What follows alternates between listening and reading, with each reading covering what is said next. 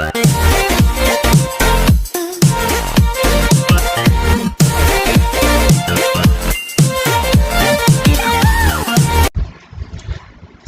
hi guys, welcome again to another video, and for this video I'll be summarizing the chapter 9, which I'll be summarizing again the chapter 9, which is the transport layer. So let's start. So the role of transport layer,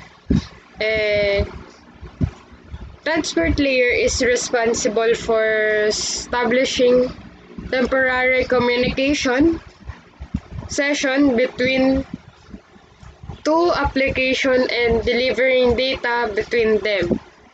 So the transport layer provides service such as connection-oriented data, stream support, reliability, flow control, and multiplexing. So the transport layer responsibility is track individual conversation. So by tracking each individual conversation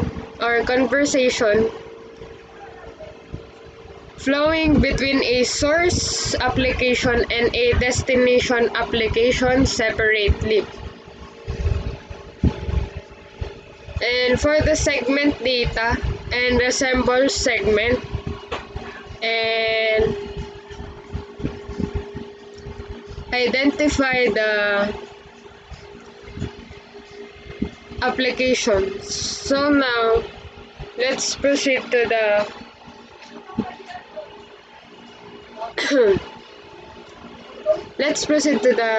TCP, I think.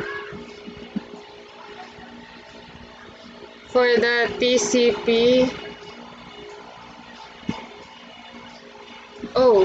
but before that, I'll just continue the segmenting data and resembling segments. So the data must be prepared to be sent across the media in manageable pieces. So most network has a limitation on the amount of data that can be included in a single packet. So transport layer protocols have services that segment the application data into a block that are an appropriate size.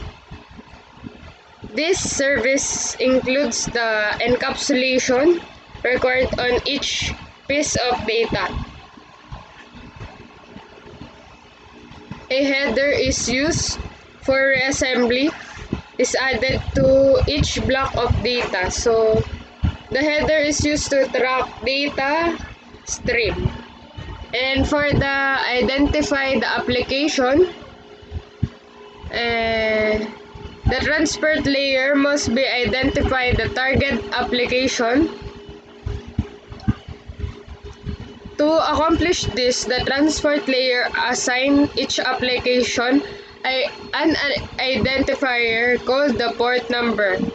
Each software process that needs to access the network is assigned a port number unique to that host. So let's proceed to the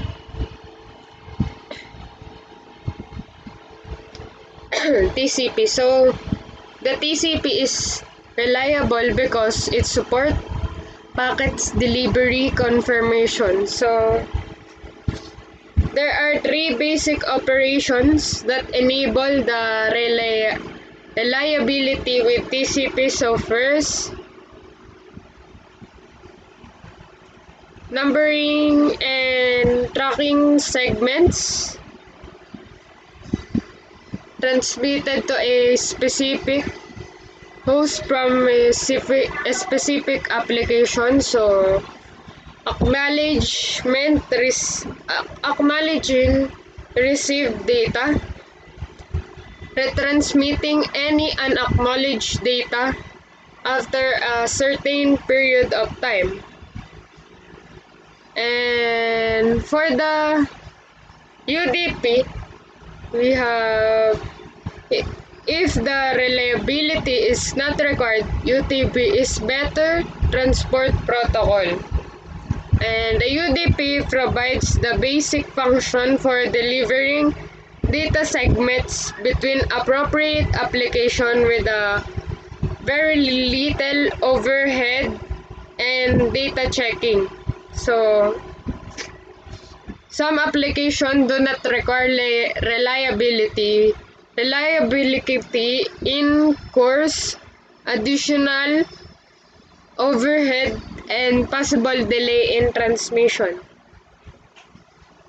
Adding overhead to ensure reliability for some application could reduce usefulness of the application, can be detrimental.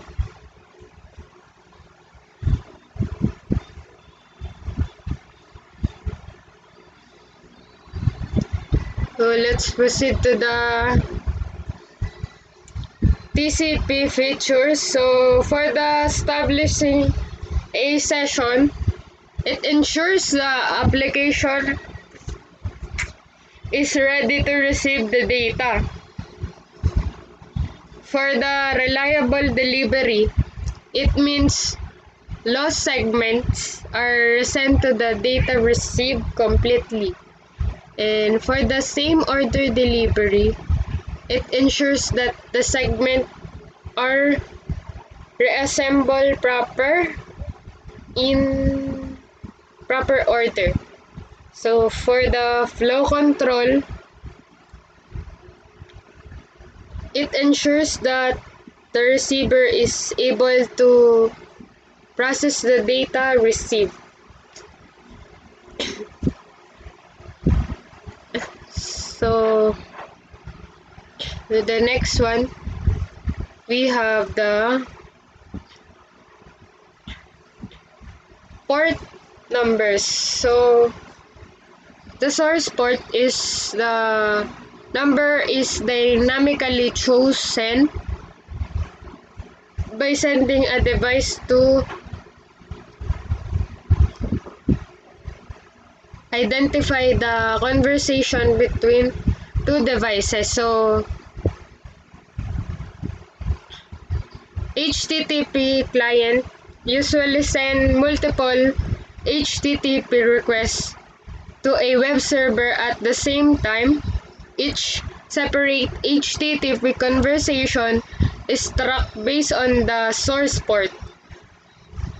For the next one, we have the destination port, and it is used to identify the application or service running in the server. And server can offer more than one service at a time, offering the web service on port 80 and FTP on 421 stimulatively. So I'll be adding the TCP header. So the TCP is a stateful protocol, and it keeps track on the state of the communication session by recording which information it has sent, which has the information has been acknowledged. So each TCP segment has 20 bytes of overhead in the header encapsulating the application layer data. And for the UDP header, it is a stateless protocol. Neither the sender or the receiver is obligated to keep track of the state of the communication session. Reliability must be handled by the application, and live video and voice application must quickly deliver data and can tolerate some data loss. They are perfectly suited for the UDP. So the pieces of communication in UDP are called datagrams. So these datagrams has best effort by the transport layer protocol, and the UDP has overhead of 8 bytes. So that will be the low, and the UDP features is no order data reconstruction. So the data is reconstructed in the order that it is received. So the connectionless, no session establishment. So unreliable delivery. So any segment are lost or not reset. So there is no flow control. So does not inform the sender about the resource availability.